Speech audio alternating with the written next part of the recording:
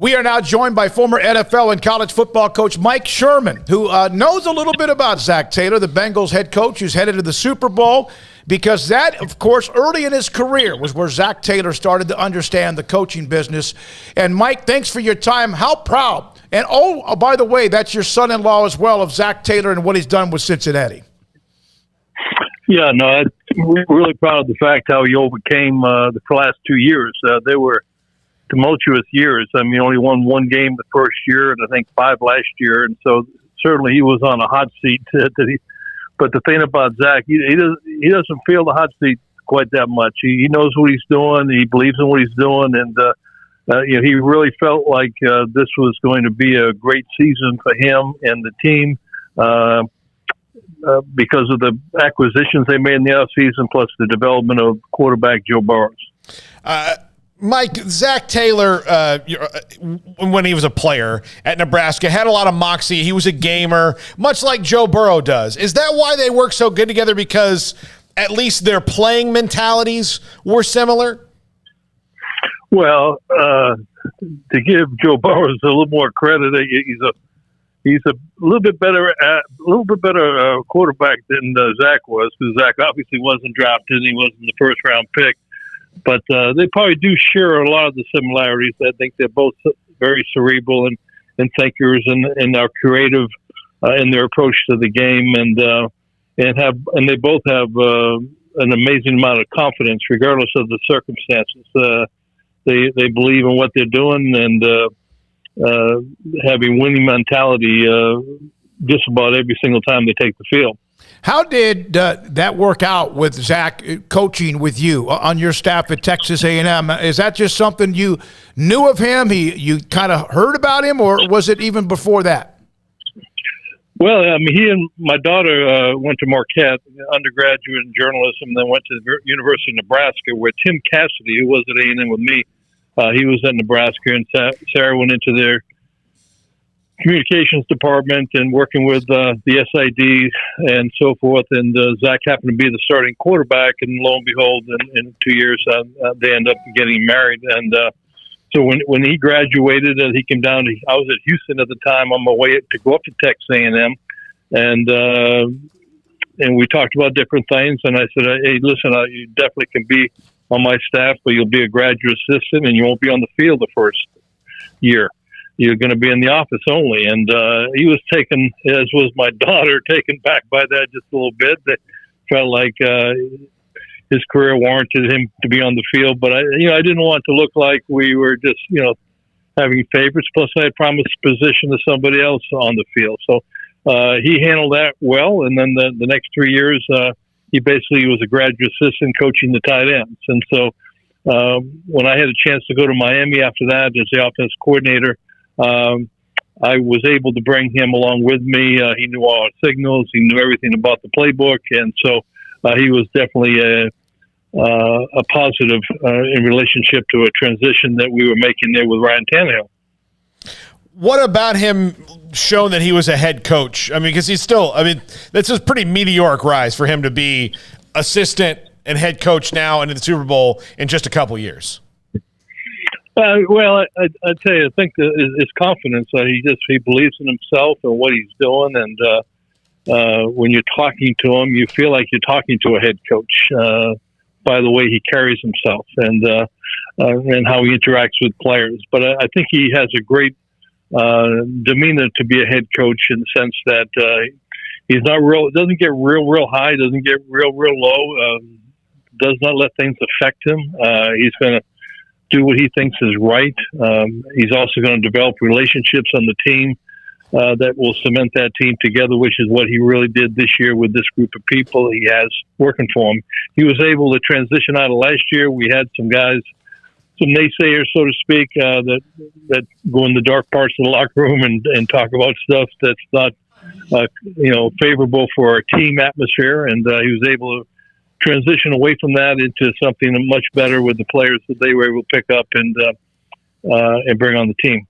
How much do you think that his experience with the Rams and obviously under you, among others, that he has been, that kind of put him in position to have really where he is today as well? Well, I think any experience that he's had, because he hasn't had a ton, obviously, as you've already mentioned, but all of his experiences in some way, shape, or form played out. Just like this week, watching the game, he was using some max protection things to help Burrows get a little bit more time after having given up the 9 sacks last week. He came into this one wanting to protect the quarterback a little bit more, and so maybe he took a little bit of that from what we were doing in Miami and at A&M, and then obviously he took a huge chunk of the playbook with all the motion by the receivers. Took a huge chunk of the playbook from the Rams and brought that into become part of what he is now. You've been around the game a long time, Coach. Have you ever seen anyone like Jamar Chase have the kind of effect he had so early on? No, it's funny you say that. No, I haven't, to be honest with you. And the game has changed. I mean, you can't come out of these playoffs and even this season and not say the game is in a better place today than it's ever been. I mean, it's much more exciting, I think, to throwing the ball down the field. I mean, if you can't defend a back shoulder throw, you're going to give up a bunch of yardage, and those aren't easy to defend. You can defend them from going deep, and then you can defend them from turning around and taking a back shoulder throw. So it's been quite an exciting year, and I think a lot of creativity by coaches. But I'll be honest with you, a lot of this stuff comes from high school. It stems from high school to college and college to the pros. We see a great quality at the quarterback position across the board.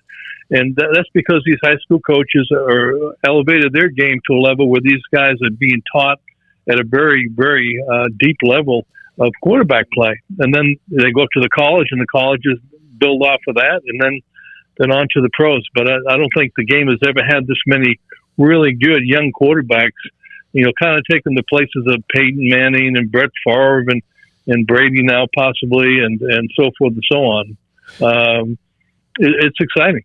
Yeah, and you've been around a few great names and quarterbacks in your life as well. And in fact, Brett Favre, and then on the transition with Aaron Rodgers. And there always seems to be somebody, right? That it's just a matter, it's a great league, there's great college programs. Somebody's going to step up, maybe not be Hall of Famer material, but it's just a matter of the transition of from one generation to the next. Well, when Brett was with us at the Packers, obviously we drafted Aaron, and Aaron actually sat on the bench for 3 years, and we didn't think anything about it at that time. We just figured it would be a natural maturation period for him. And just like everybody else has gone through, most people would say you can't play a rookie as a quarterback. But what's happening now, which has totally changed, is that particularly for these young guys, the Mahomes and the Burrows and the whatnots, is the fact that people are changing their offenses to fit the quarterback instead of trying to make the quarterback fit the offense. A great example would be Baltimore. I mean, they wholesale changed to make the quarterback friendly to the offense that they were going to have, and so they made that offense fit him instead of making him fit the offense. And that really is the way it should be anyways, particularly if you're going to play a young quarterback. He has to have some knowledge of something previous to stepping on that field first day of practice where he can associate with and have some success with. But I think you're going to see more and more. I remember when I first came up, to have a quarterback start as a rookie, that was unheard of, and now it seems to be more commonplace. So it definitely makes it interesting. Mike, I know you've got to go. Your thoughts? Have you had a chance to share any text or have a chance to talk to Zach about the next day and where they are and kind of give him some advice about working in through the week of a Super Bowl? I don't know. I think he's done a pretty good job on his own. I kind of left him a message before the game, and I'll probably talk to him tonight. But he's done a pretty good job on his own. The only advice I'd probably give him would be to get the game plan done as early as possible and don't change it. And Mike Holmgren taught me that when we went to the Super Bowl. You have 3 days, man, and get the game plan done. And once it's done, I don't want a lot of changes because coaches have a tendency to sit around and massage things a little bit, and then all of a sudden you have a whole brand new offense, and that offense didn't get you there. So whatever you do in the game plan, do things your players do well, and stick with it. So, dance with what brought you, with who you brought to the dance. Mike, thank you very much for your time. You're more than helpful. Thank you so much for your insight. Former Packers, longtime NFL, and, of course, college football head coach, and the father-in-law of Zac Taylor, the Bengals head coach. Sick 'em, 365 Radio and 365 Sports.